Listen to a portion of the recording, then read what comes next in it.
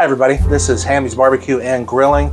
If you are new to the channel, welcome. If you have been here before, welcome back. Appreciate you stopping by and checking out this video. Today I am going to be cooking burgers on my Weber gas grill. There's a catch though, and I know I'm gonna get some critics, some doubters, maybe a few haters in the comments after a while. I'm actually gonna be doing these with frozen beef patties from Costco, Kirkland Signature. We'll talk more about that shortly, but the idea here, I don't doubt it, that freshly made beef patties at home are probably better. I haven't done them yet after all these years. That's a future video for sure. I don't doubt at all for a minute that charcoal's better. Charcoal's always my first love, and gas is second. I do love gas though for the convenience, and you can make some really good stuff with gas grills too. I'm here today just to show you how to make a really convenient way to make really tasty burgers. This is ideal if you've never cooked any type of burgers on the grill before. If you want to try out frozen patties, you're not sure, this is a great video to watch. So let's take a look at the burgers for today. We are going to be using Costco's Kirkland Signature brand. You can use any brand you want of frozen patties, but I'm using Kirkland's today. We're going to use patties that include ground chuck. Ground chuck has more fat and flavor. Chuck meat comes from the shoulder of the cow. Chuck roasts, for example, are common with pot roasts, like in a slow cooker. I'm going to try something soon with my charcoal grill, pulled beef, which is smoking a chuck roast. Really good flavor. I'm going to do a video, hopefully this weekend if the weather holds up here in Southern California, using carne asada, using thin pieces of chuck steak. So chuck is a really good, flavorful, marbled, fatty, flavorful cut of beef. This product, if you can tell by the label for Kirkland, for Costco, it says Angus ground chuck and beef. Ground chuck is beef, it's a form of beef, but I am guessing this is not 100% chuck, or they would have said so, so they're probably using, ground chuck. And one of my retired friends who used to be a meat cutter said a lot of ground beef comes from cut beef round. So it could be ground chuck with some ground beef round mixed in. To give you an example, here in Southern California, we are the headquarters and the starting origin of In-N-Out Burger, which you may have been to or heard of. They're expanding to other states pretty quickly. In-N-Out's really famous, really good, and they use ground chuck according to their website. So let's talk about beef to fat ratio. This has 75% lean versus 25% fat. I did a little research online today before this video, and most people tend to agree the most popular was 80-20, 80% lean meat, 20% fat. Second place seemed to be this, 75 and 25. Third place seemed to be 70 and 30, 70% lean, 30% fat. I've tried burgers before at home in a pan with 70-30, and it's almost too fatty, if there is such a thing. I know the flavor is really good. And my wife and I have tried making meatballs at home in the kitchen using 15% fat. They came out kind of dry. So this is a really good way to have juicy, flavorful burgers. Any type of meat with ground beef that's ground chuck is ideal. But if you don't have access to it or don't want to pay more, it is more expensive. Any type of ground beef is fine. Okay, so I'm going to head outside. So we've got the grill.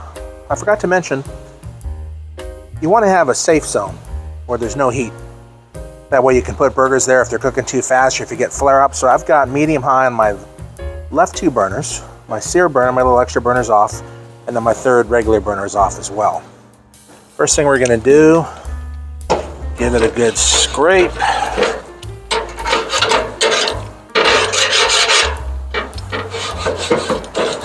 Because you definitely want a clean surface so the burgers won't stick. I give it a little scrape before I start the grill, and then a scrape once it's heated up too. Looking pretty good. Next thing we're gonna do, you may have already seen this. I remember when I saw it years ago, it was such a novelty to me, it was new. I'm gonna take a paper towel and soak it in vegetable oil in a cup/bowl. And then lubricate. Hope you can hear me. It's pretty windy here in Orange County today, Southern California. Lubricate the grates.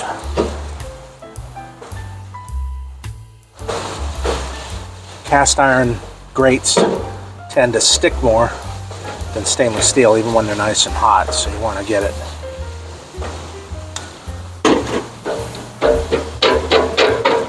nice and hot. And then we're going to take the burgers. I lucked out because these ones are not stuck together. They have paper in between them, but sometimes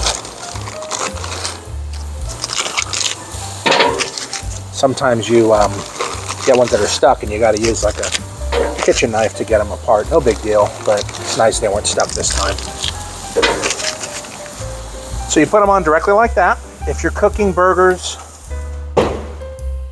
from another company, another brand, double check the instructions, but these ones have no instructions at all, and I've always cooked them straight on the straight as frozen patties, and other brands I've seen tell you to cook their products straight as frozen patties. So here's my Lowry salt, here's my fresh pepper. What I'm going to do is let these sit for a few minutes, and then I will apply the seasoning. I'm not really looking for exact minutes right now. What I want to do is double check for liquid. People always call it blood, but when you see that red liquid, it's not really blood, it's just liquid from the tissue of the meat. I'm going to be looking for the liquid accumulating on the top of the patties, and I'll go over that here in just a few minutes when it starts accumulating. While I'm waiting to season these on the grill, I can let you know that if you want some extra smoke flavor, look up on YouTube or Google how to do a smoke pouch with aluminum foil, or getting a smoke box for wood chips. I have found with this grill, there's so much fat on these burgers. I'm already seeing a lot of smoke. Hopefully you can see that out there in YouTube land, because the juices, the drippings of the fat fall onto the bars that are above the burner tubes. So that'll give us some good smoke flavor. So it's been about 3 or 4 minutes. We're starting to see some red liquid accumulating on the patties. I like my burger medium to medium rare. So I'm going to go ahead, and you can tell that it's starting to kind of defrost, if you will, too, on the top. So I like mine medium to medium rare. So I'm going to season mine now. Lowry seasoned salt, just a little bit. Fresh pepper, as much or little as you want. Doesn't take much to make it really good. I'm going to flip these, and you may get at some fire because there's so much fat. Look at those grill marks. Real nice grill marks. My wife's, I'm going to wait till they're even redder with more liquid, because she likes her burgers well done, so I'll wait a couple more minutes for hers. So as we're waiting for my wife's burgers to flip them, I can let you know, you don't want to press down on the patties with a spatula. Some people think that'll give them better grill marks. All it does is get rid of some really good juices and fat and flavor. You also only want to flip these a total of 1 time if you can, so you minimize any chance of juices getting out. So my wife, as I mentioned, likes her meat well done. I'm going to give her a little splash of Lowry salt and some pepper.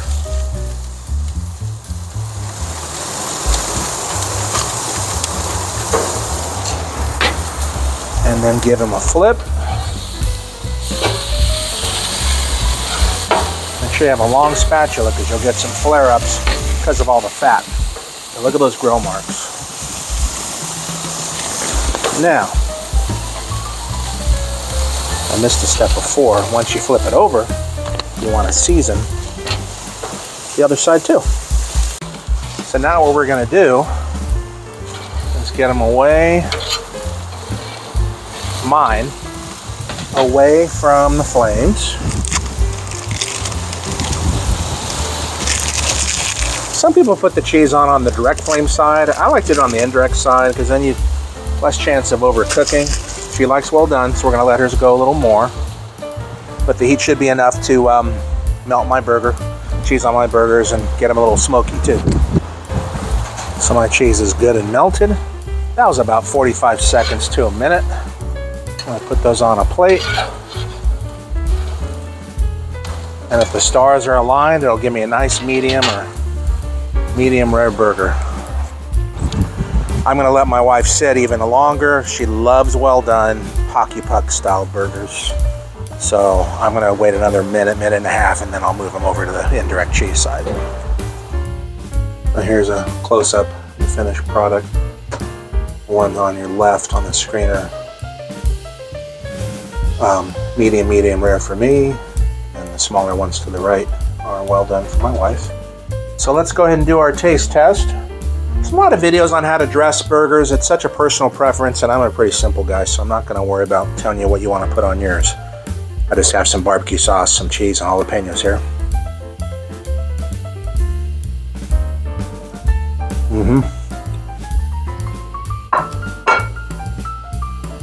Excuse me. Perfect medium burger. So I appreciate you taking time to be with me today, as always, and hope you enjoyed this video. Don't be afraid of frozen burgers. They're really, really good. Again, I don't doubt that fresh ones are probably even better, but it's just a nice, quick way to serve up some burgers on a busy evening. So from Hammy's Barbecue and Grilling, I'm Hammy, also Mike. Thanks for watching, and we'll see you on the next video.